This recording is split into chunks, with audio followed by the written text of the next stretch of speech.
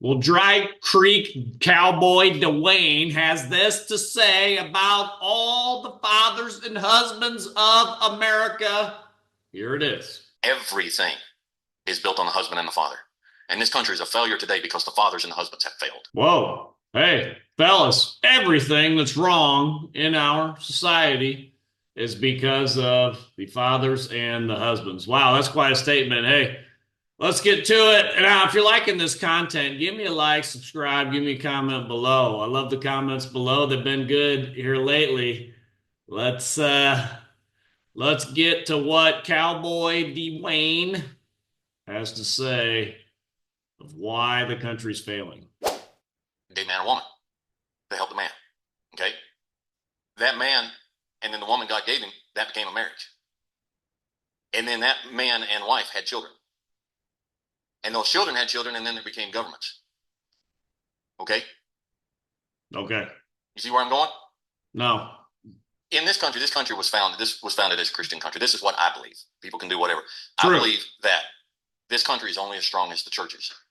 Even our founding father says America will remain great as long as America is good. When America ceases to be good, America will cease to be great. All right, like this it. country is only as strong as the churches in this Good. country. The churches are only as strong as the families that make up those churches. Okay. Those families are only as strong as the marriages that those families are built on, and those marriages are All only right. as strong and good as the man that God built the marriages on. Whoa, whoa, whoa, whoa, whoa. Wait a minute now. A marriage has two people in it. The last time I checked, we don't have unilateral marriages. We went over this in my patriarchy and talked with Michael Sayin about unilateral marriage and bilateral marriage. Last time I checked, we don't have unilateral marriage, meaning one party marriage. We have bilateral marriage, meaning two parties come together for the marriage to bring that marriage together, which is the husband and the wife. It wasn't as if the husband unilaterally just said, I'm taking this woman, she's mine. I'm making the decisions. We don't have that today. Let's move on. As goes the man, so goes the marriage. As goes the marriage, so goes the family. As goes the family, so goes the churches. As goes the churches, so goes the country. Everything is built on the husband and the father. And this country is a failure today because the fathers and the husbands have failed. Come on, man. Really? It's all down. This guy, hey, you know what? This guy should be a pastor. Really, he should forget about being a cowboy and all that. He should be a pastor. Just get up there with the rest of them and say, hey, man, everything that's wrong in this church, your marriage, your family, blah, blah, just rah, rah, rah, six boom, bah, it's all on you. You know why your woman's a rebellious Jezebel? It's you. It's because you're not leading good enough. It's because you're not good enough. Blah, blah, blah, blah, blah, blah. Well, this guy, she should just be a pastor. Failing to be the example they need to be, failing to be the leaders they need to be, failing to be the disciplinarians that they need to be, failing to be the providers that they need to be. If you don't have the backbone as a husband and as a father to be the bad guy, you've got no business being a father or a husband. There's times when you have to know this is not a good direction for my marriage, for my family, and everybody's going to be mad at me. My wife is going to be mad at me. My kids are going to hate me. But in the long run, this is a very bad direction, and I'm putting my foot down, and we're not doing that. Okay, hey, I like that advice as far as the kids and the children go. It's okay for dad to be the bad guy. That's fine. I totally on board with that. I give that gift to my wife, actually. I get to be the bad guy. She gets to be the softy and the nurturer, blah, blah, blah. And I'm the bad guy. I got to come in, lay down the law, blah, blah, blah, blah, blah. That's the way where I'm fine with that. Now, when he says lay down the law with your wife, whoa, man. Be careful there, my friend. We don't live in the 1870s with your Colt Peacemaker cowboy hat on riding trigger, okay? Lay down the law with her right. No, she can lay down the law with you, and the law will literally come and haul you off depending on what she tells the law officer, okay? Be careful with that. We don't live in this age that this guy, I don't know, he climbed out of the sticks with that beard or what. Well, I mean, he's got a nice beard, that nice and trimmed and whatever. Be careful with that, my friend. This is bad advice for the modern man. Hey, you just lay down the law with that woman, and if she doesn't comply, well, you got the authority. No, you don't. You don't have the authority, my friends. Be careful. Be careful with that. Sure, you should lead your wife. Absolutely. You should persuade your wife as best you can. but do you have real hard authority in your marriage? No, you do not. As soon as you make her too unhappy, you're going to divorce court, or worse, you could be going to jail, depending on what she wants to say. Many a man has found this out the hard way. Don't follow Dwayne's advice. Bad advice. And you become the bad guy. But you do it for the long-term strength and safety of the family. And we've lost that. Yeah, I agree. If we lived in a patriarchal society of the 1800s, I agree. You do that for the long-term stability of it. Yes. In the modern day, you will not have a long-term family. You won't have that, my friend. I mean, we've lost that in this country to a very large degree.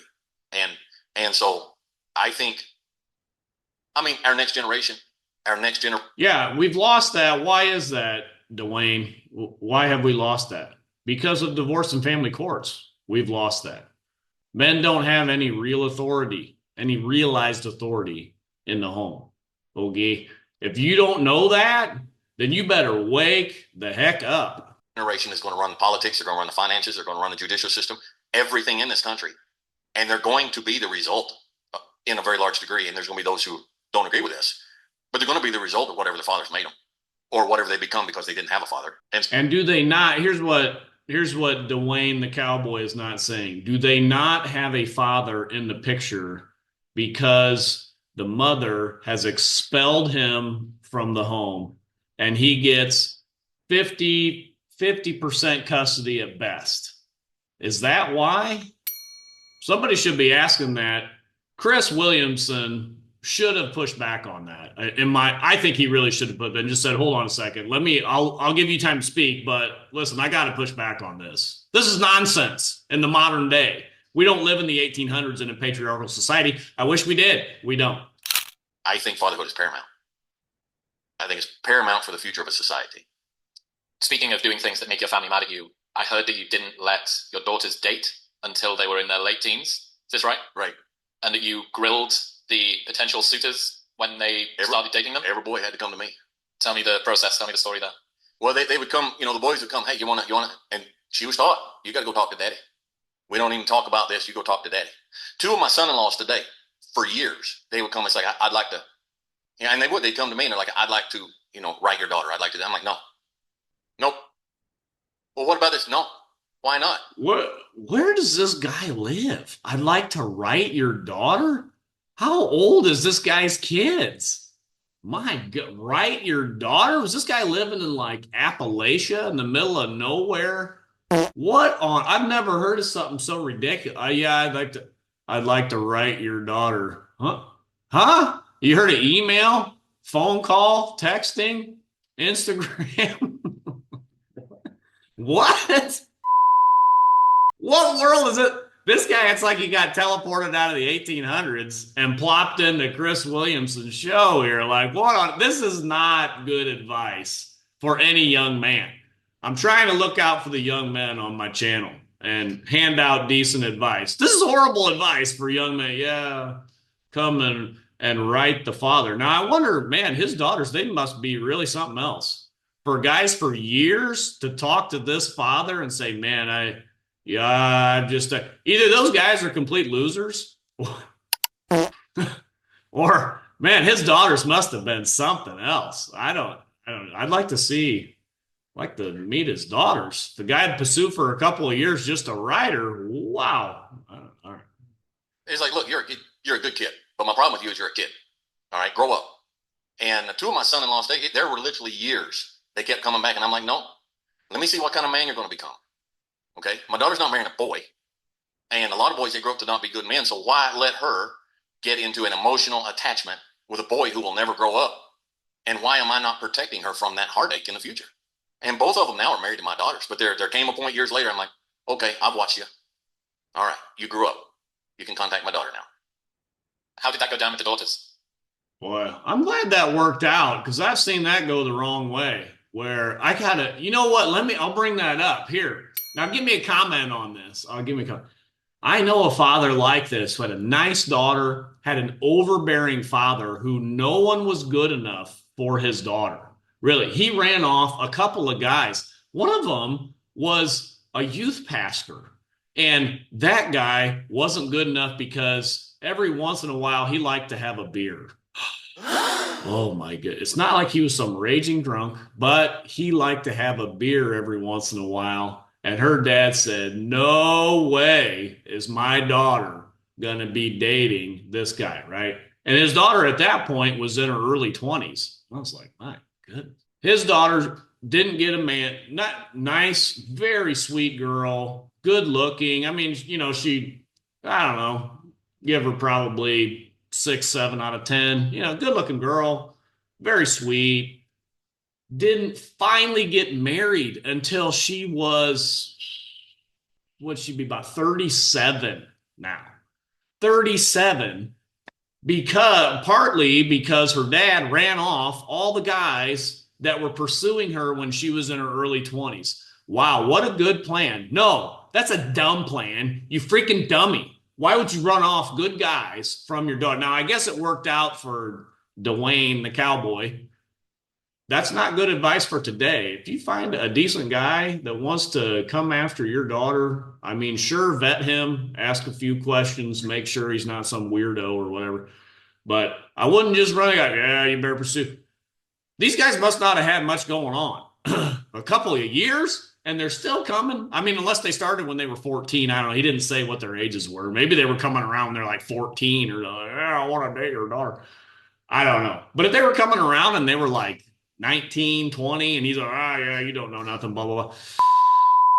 They must have been some real losers. I mean, man, when I was 19, 20, if I'd pursue a girl and her dad's like, get lost, I'd be like, all right, you're lost. See you later. Move on to the next girl. There's plenty of women out there. I mean, what? Are married. All my daughters that are married to good men. Good men. And I've told every one of them at the wedding. I said, if you ever hurt her, they will never find your body. I said, there will be no court. There will be no, what they call it, you go down and you swear out you can't come in with so many protective order. I said, there won't be any of that. If you ever hurt her, they won't find your body. She'll be my daughter to the day she dies. And they all know. Everybody knows. It's just like. Well, that's an interesting thing to tell your son-in-law. If you ever hurt her, they won't find your body.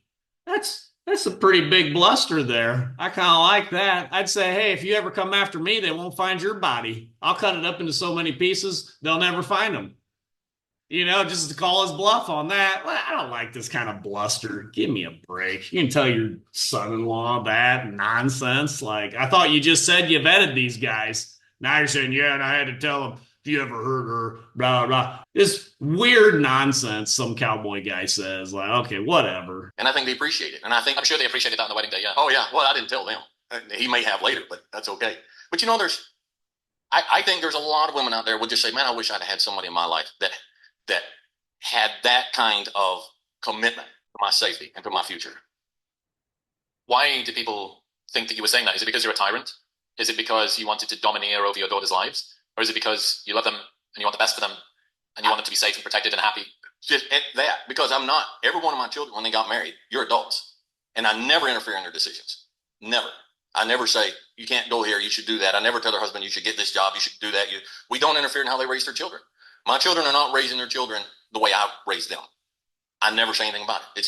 You're an adult. I raised you to be an adult. You're a parent.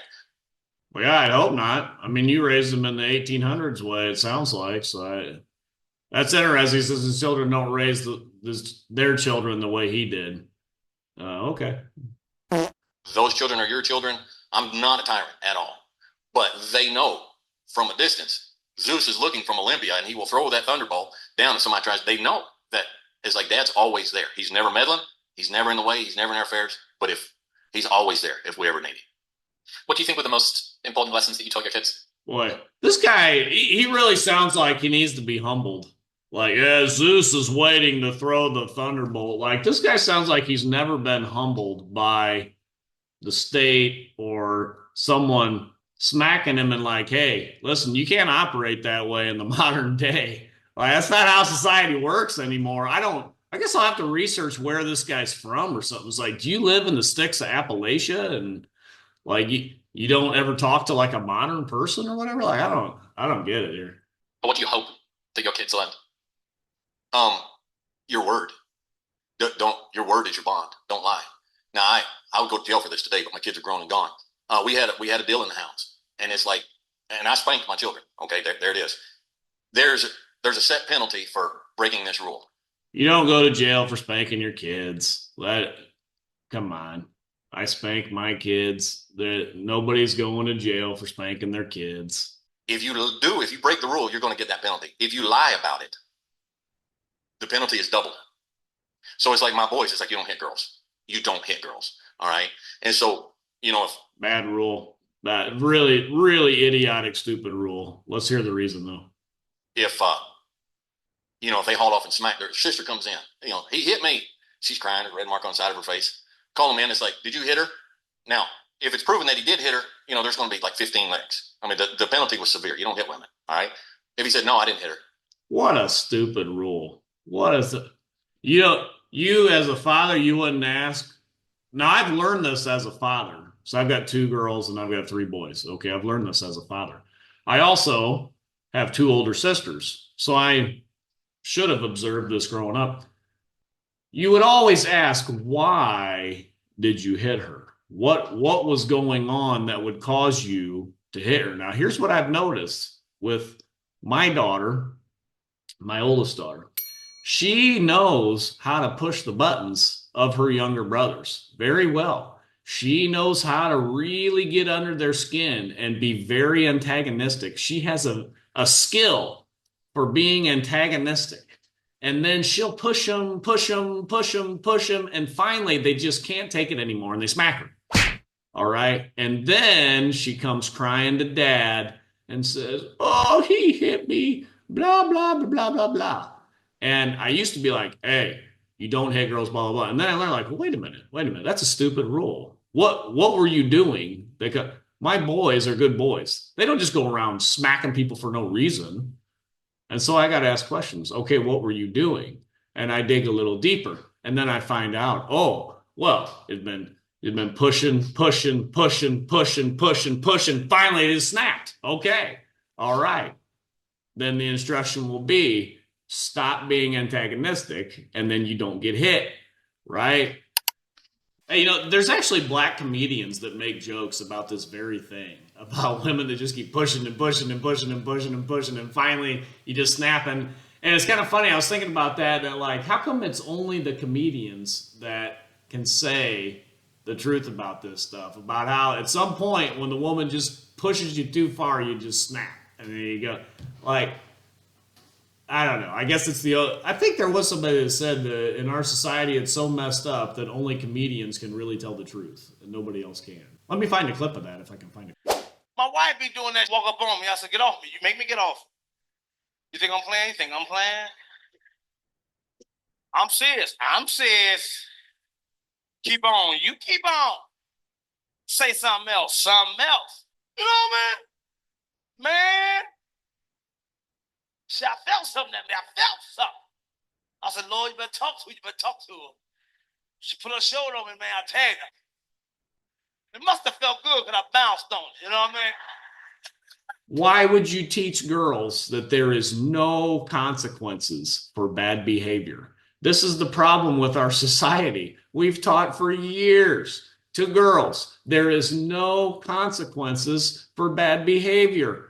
This is why 1 in 3 women have had an abortion in America, because we've taught them there's no consequences for bad behavior. And so we kill our children.